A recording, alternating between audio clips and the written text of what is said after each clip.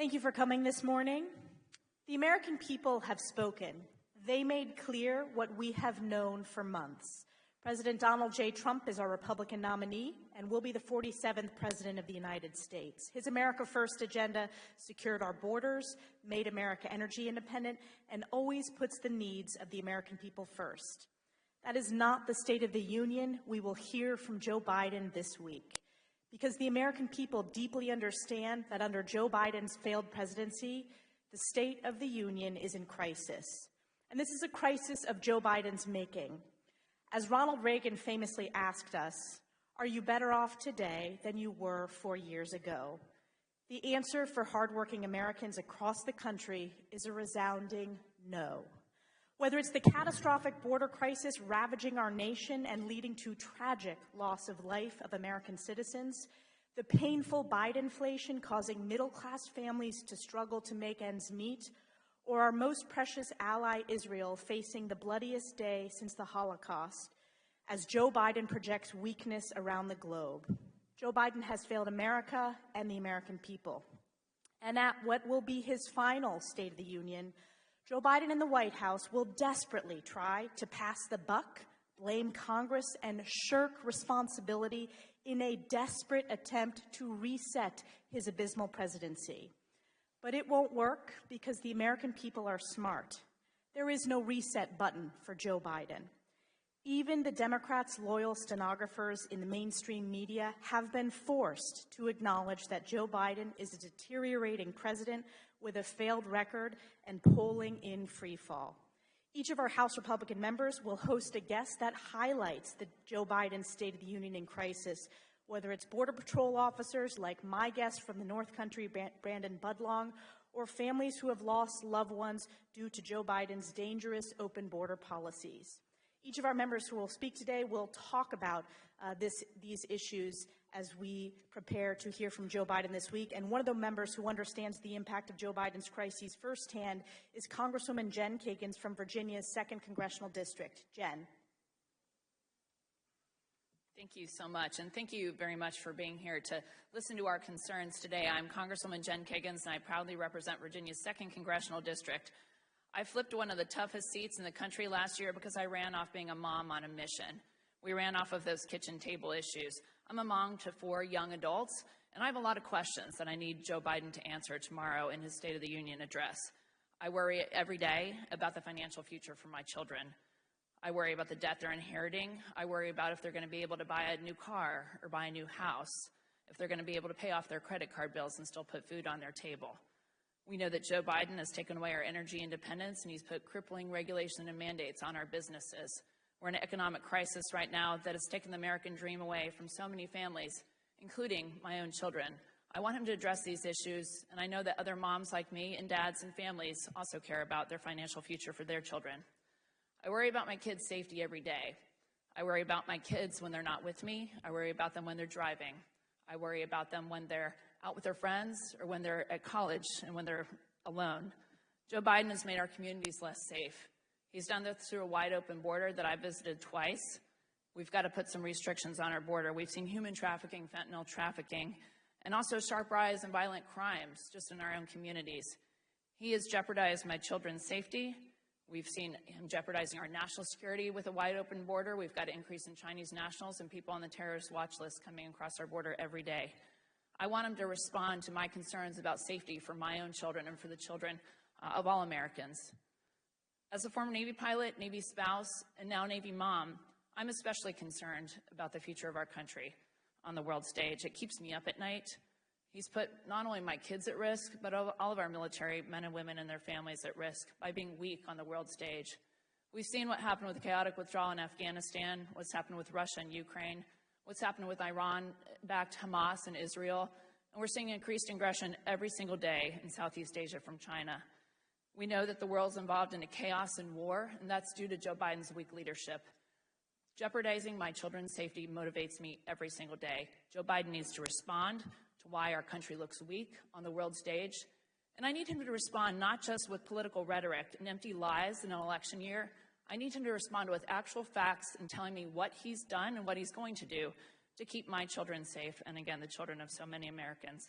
I will be watching tomorrow night like so many other moms and dads will be, and I hope our concerns are answered. Thank you.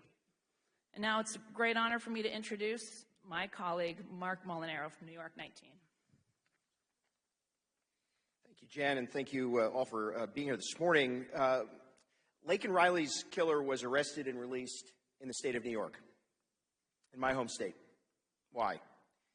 Because states like New York embrace sanctuary city policies. Governors like Kathy Hochul embolden a national crisis, undermine public safety, and threaten the very lives of their neighbors because of their failure to confront a crisis of their making. Tomorrow, I will welcome 2 upstate county sheriffs from the state of New York.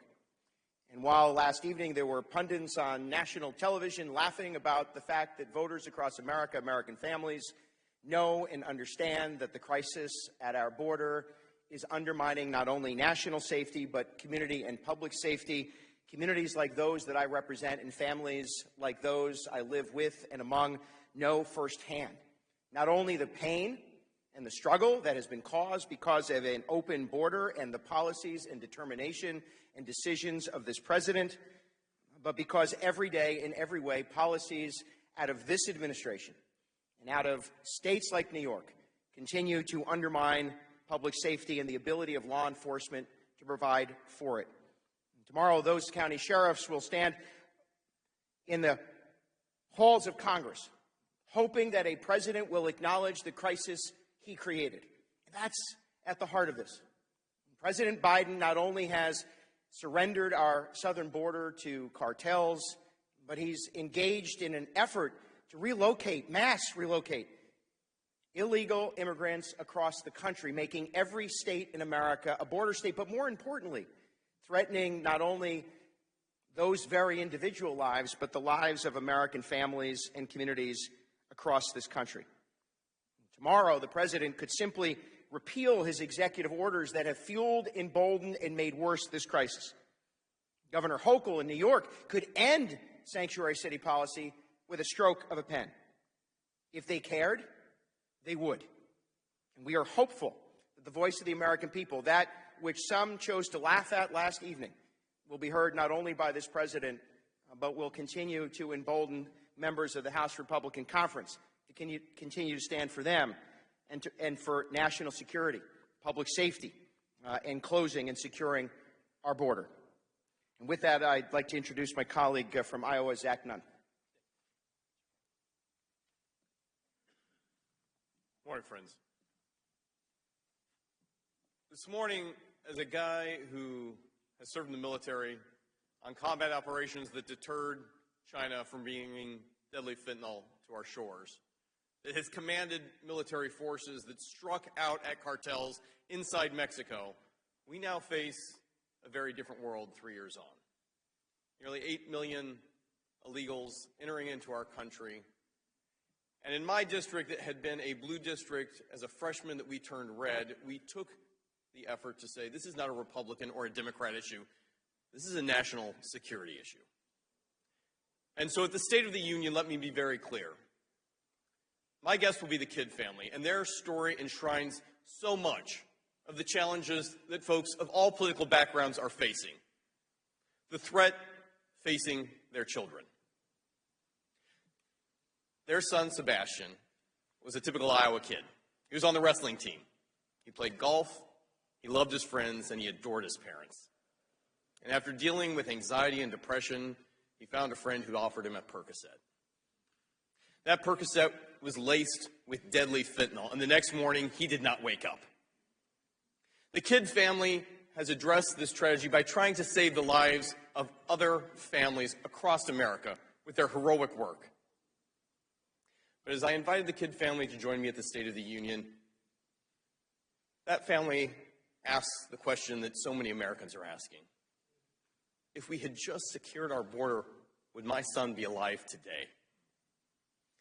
And the reality is, we now have 3 years where choices were made in this White House that threaten the lives of families across America. Whether that be a nursing student in Georgia or Molly Tibbetts right in my hometown of Iowa. We have a situation where our country is under siege. A particular salute to our law enforcement in Iowa on I-35, the main interstate coming up from Mexico to Des Moines, where law enforcement seized 30,000 fentanyl pills. Let's be very clear. Pills produced and made by China, shipped to cartels in Mexico that showed up on American shores. This is simply a weapon of mass destruction, the #1 cause of death for folks my age down to my high school daughter's age. And so this Thursday, as the president comes forward, we need more than rhetoric. We need a plan. We need the type of leadership that actions life-saving measures to protect our country from an international threat at our own southern border. And so, Mr. President, as you address the nation, think of the kid family. Think of how we can save future kids, not just in Iowa, but across the country, by doing the right thing today. With that, I can think of no one stronger to lead this effort than our own gentleman from the heart of the heartland, our whip, Tom Emmer. Thank you. Thanks, Zach. According to reports, Joe Biden and his allies are billing tomorrow's State of the Union address as their, quote, big public reset moment. The problem with their strategy is that the American people are going to see right through whatever scripted rhetoric Biden ends up reading off the teleprompter tomorrow night. From the southern border to the economy to foreign policy, the facts are quite clear. Joe Biden has failed on every single issue. Our State of the Union has been defined by unprecedented chaos thanks to this administration's failed policies. And it's the American people who have been left to suffer as a result. Americans elected our House Republican majority at the first chance they were given to counteract Joe Biden's disastrous agenda, and we've worked hard to deliver. On the economy, it was Joe Biden's runaway spending that led to double-digit inflation, historic interest rates, and bank collapses. Meanwhile, House Republicans passed legislation to lower costs for families and put us on a path toward fiscal responsibility. On the southern border, it's Joe Biden who has refused to undo his 64 executive actions that created this crisis in the first place. House Republicans, on the other hand, passed historic border legislation that finishes the wall, reforms parole authority, reforms asylum authority, ends catch and release, and would restore Remain in Mexico, which our Customs and Border Patrol says the last one would staunch the flow of illegal aliens into this country overnight by 70%. And on foreign policy, it's Joe Biden's weakness on the world stage that has empowered our adversaries while doing little to reassure our allies. In stark contrast, House Republicans passed legislation to reverse the White House's policies emboldening Iran, refocus our military on winning combat wars, not the Democrats' culture wars, and unapologetically support Israel. Needless to say, Americans need much more than a, quote, reset moment out of this administration. It's time for new leadership, and the people are going to make their voices heard at the ballot box this November. Until then, we're going to have to continue doing our part to combat Joe Biden's failed policies and hold this White House accountable. And with that, I'm going to turn it over, I believe, to our speaker, our leader, Steve Scalise. Thank you, Whip. Tomorrow, on the same day and in the same chamber where Joe Biden will be giving his State of the Union address, the House will be taking up the Laken Riley Act. We'll be debating and passing a bill to confront yet another crisis that Joe Biden himself created, a crisis that has had devastating impacts on families like Laken Riley's. I want to commend Mike Collins and Barry Loudermilk for working with Laken Riley's family, who were devastated, as you can expect, at the loss of their daughter. A completely unnecessary tragedy that was created because Joe Biden opened the southern border. And every community in America is seeing crime, murders, devastation at the hands of people coming here illegally and doing harm to our citizens. I've seen it in my own backyard in Kenner, Louisiana, just a few days ago, where a 14-year-old girl was raped by someone here illegally because Joe Biden opened the southern border. How many more families will have to suffer before Joe Biden finally admits his mistake and corrects what he did? We passed a bill. This House came together and passed H.R. 2, a bill that actually would secure our border. We worked with our Border Patrol agents and others. And everybody knows what needs to happen. When Joe Biden went to the border just a few days ago for a photo op, he had an opportunity to reverse his own damage that he created through executive action. He could have ended catch and release. He could have worked to restore the Remain in Mexico policy that was so effective under President Trump. It was a negotiated agreement. It takes a little work to call a foreign leader and make sure you're doing everything you can to protect your country. But that's Joe Biden's job, and he is failing on every front. He could do it with a pen. He says Congress needs to act. Well, then he should ask the Senate to pass H.R. 2, a bill that would actually solve the problem, not make it worse, as we've seen in some of the other bills floating around the Senate. But again, Joe Biden could do this on his own because he created this problem with his pen. Is he going to look tomorrow night into the eyes of Laken Riley's family and every other family in America and say he's going to do everything in his power to stop this invasion? Millions of people on the terrorist watch list that have come into our country because he opened the border, and he can close the border, but he refuses to do so. So when you look at all the crises Joe Biden's created on so many fronts, economic crisis, energy crisis, foreign policy crisis, where our allies are on fire and our enemies are running roughshod over other nations. When he talks about a reset, is it going to be more empty rhetoric, or is Joe Biden finally going to work with Republicans to solve these problems? We stand ready. Just like we will be taking up and passing the Laken Riley Act tomorrow, this House has acted every time there's been a crisis and worked on solutions to fix those problems. And the leader at the forefront of that effort is our Speaker, Mike Johnson. Thank you, Steve. I want to thank you all for being here. It's an important week in Congress, as has been noted, and I want to thank this cross-section of House Republican colleagues of ours who are here to help us highlight a lot of these important things. And I want to just summarize some of what's been said here, and then we'll take questions. But tomorrow, the American people, as you know, are going to hear from President Biden about the State of the Union.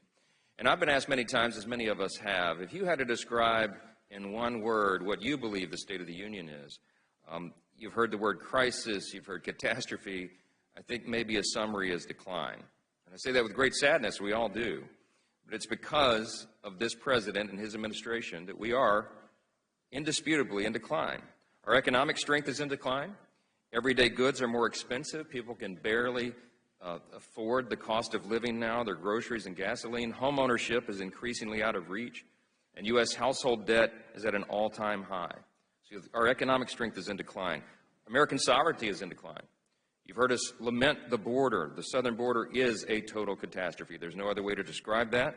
Traffickers and cartels have taken operational control of the border. Fentanyl poisoning is killing our children.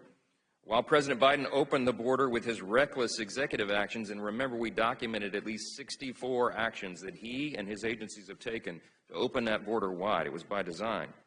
In the midst of all that, we also learned last week he never one time spoke to the chief of the Border Patrol. It's unconscionable. Innocent Americans, from Laken Riley in Georgia to the 14-year-old rape victim of an illegal immigrant in our home state of Louisiana, as you just heard Leader Scalise talk about, they've all been victimized by those whom the Biden administration has released into our country. He is releasing them into your state. Every state's a border state. The safety of our cities is in decline. Carjackings are up. Attacks against law enforcement are rising. We have more than 600,000 known criminal aliens roaming the streets of America right now, free to reoffend and victimize Americans. The actual number is, of course, much higher. That's the official number that we know about. But we don't know how many people have come across the border.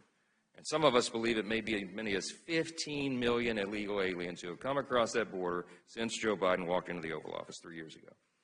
America's presence on the world stage is in decline, and you heard us talk about that this morning as well. Iran, Russia, China, our adversaries are acting more provocatively than they have in many, many years, and we have unrest unlike we haven't seen since World War II. The president is turning his back right now on our greatest ally, Israel. And after Biden's botched withdrawal from Afghanistan, our stature has been diminished to a point that is difficult to calculate. During his address, President Biden is going to try to suggest that the State of the Union is strong, and we expect, as was said, that he's going to say this is a time for a reset. But of course, the State of the Union is not strong, and everybody around the country knows it, and everybody in this room knows it. It doesn't matter what political party you're in, where you lean on the political spectrum. You look at objective facts, and you know this country is not in good shape because of its leadership in the White House. And that's why at this point in his term, President Biden is the least popular president in modern history. America is in decline, and nothing he says tomorrow night is going to change that. House Republicans, on the other hand, will continue to fight to hold Biden and his administration accountable. That is our constitutional duty, our responsibility, and we will fulfill it. And we are committed to saving this republic. And that will happen in November when the American people let their voices be heard. Let's take a few questions. Yes, ma'am. Many of the same challenges that your predecessor did when it comes to pushing forward with government spending, stalled foreign aid for Israel and Ukraine, just to name a few. And obviously we have another government funding deadline around the corner. What would you say is the state of the Republican conference right now with this narrow majority? Look, I would say that the state of the Republican conference is encouraged and strong. We just left a meeting we have a weekly gathering of all the Republicans. And listen, we know that, for example, on the appropriations bill, government spending, we were not going to get everything that we want. We want to cut spending. We want to limit the size and scope of the federal government. The reality right now is we have divided government. We have a 2-vote majority, one of the smallest in history, in the House. The House Republicans have the majority, but it's a slim majority. And we only control 1/2 of 1/3 of the federal government. So we have to be realistic about what we're able to achieve. But in spite of that, we have an appropriations package that is going to cut non-defense, non-VA discretionary spending. And it is going to increase defense spending at this very important and delicate time around the globe. Those are priorities that we have advanced. And we also advanced, as you've seen the summary, cuts to some of the agencies that we believe are really overreaching and have been turned in some ways against the American people. We're going to cut 3% from DOJ, 7% from the ATF, 6% from the FBI, and 10% from the EPA. And that's just a start. We have a lot more priorities and things that we need to advance, but the reality is, as we all recognize, is that we have to grow the House majority, take back the Senate for the Republican Party, and win the White House. And I'm here to tell you the reason we're optimistic is we believe those things are going to happen in November. We can't wait. That day can't get here soon enough. Yes, sir, right here. Thank you, Mr. Speaker. When your conference got the majority, you resolved to pass all 12 appropriations bills separately. But after 4 CRs, today you're going to pass a 1,000-page minibus bill and then another one within the next few weeks, which some of your colleagues here in the Freedom Caucus have called to vote against. Why were you not able to get them done separately? Well, the answer is, he asked, we committed to do 12 separate appropriations bills. And the answer to this, and the reason that it's been so difficult to do it, is because Washington has no muscle memory on how to do that. Some of you in the room know that the statutory law requires Congress to work in a very methodical manner to get government spending done. The 1974 Budget Control Act spells out a timetable that begins early in the year and ends by late summer. And that way, you're done with the spending bills well in advance of September 30th, which is the end of the fiscal year. Congress hasn't done that in a long, long time. In fact, since I've been in Congress for the last 7 years and many years before that, we ruled by omnibus. What would happen is the Congress would kick the can down the road to the very last minute at the end of the calendar year, and on the eve of Christmas, the Senate would send to the House a massive omnibus spending bill that spent, close to $2 trillion and has 4,000 pages that no one has time to read, and force a vote up or down on everything all at once. And we said that's not the way to run government. So it takes a long time to turn an aircraft carrier, and we're doing that gradually. We're forcing reforms, trying to force Congress back into the mode, the statutory mode, the lawful mode, in the way in which it's supposed to work with regard to government funding. That means 12 separate appropriations bills, not all lumped into one. As a member of the Freedom Caucus, I want to remind everybody here that that all occurred before the speakers. Well, thank you, Scott Perry. Thank you very much. Listen, we're all, in a way, we're sort of victimized by the tradition that's been developed in Congress, and we're working really hard to bend that backwards, right? And so you can't turn an aircraft carrier overnight. So what we did was we broke the omnibus fever. We put it into the laddered CR approach, which was a new invention that Scott Perry and others helped invent, okay, to make this work. And we had to move that deadline a little bit because it takes a long time to get this done. But this is a long, methodical process. It is overdue, but we are very happy now that we're finally to the point where we can move beyond, get FY24 done, and then turn our attention to FY25, where we can begin to continue to push this back into the mode and the manner and the regular order and procedure that this is supposed to work. I think that's good by American taxpayers. I think it's good stewardship, and we're looking forward to moving that forward. Front row. One question. With Trump about to be the nominee, what are you most looking forward to next year if you're the speaker? Is it tax? Is it cutting spending? What is your top priority working with Trump if he's president? Well, look, we're very happy with the results last night. The race is set now. It will be a rematch, and we like that rematch. And from my perspective, I think President Trump, what his message is resonating with the American people, because this is not an untested theory. We know what President Trump delivered. The first 2 years of his administration, by just 2 years, we had delivered the greatest economy in the history of the world, not just the U.S. And the reason was because we acted upon our core principles that we've always supported as conservatives, as Republicans. We limited the size and scope of government. We cut regulations substantially. Of course, we had historic tax reform and tax cuts, the Tax Cuts and Jobs Act. And in addition to that, he was trying to work through the agencies to change the way Washington works. Now, he got a lot of headwinds. He got a lot of resistance in that first term because he was still feeling it out. He had just arrived in Washington and was trying to figure out why some of those agencies would not follow the agenda. In fact, some of them were working against him. I think he has big plans to change some of that going forward. We're going to be a big part of that. The House Republicans are going to work hand in hand with the new president, the 47th president, which we are convinced will be President Donald Trump, and we are going to turn the catastrophe, the crisis, the decline that we've described this morning completely around, because I believe we'll have Republicans lead in the Senate and the House as well, and you will see our agenda run. We look forward to that day. I think it's going to be a good thing for the safety, security, sovereignty, liberty, opportunity of our nation, and it can't happen soon enough. Thank you all for being here. We appreciate it. Can you talk about that?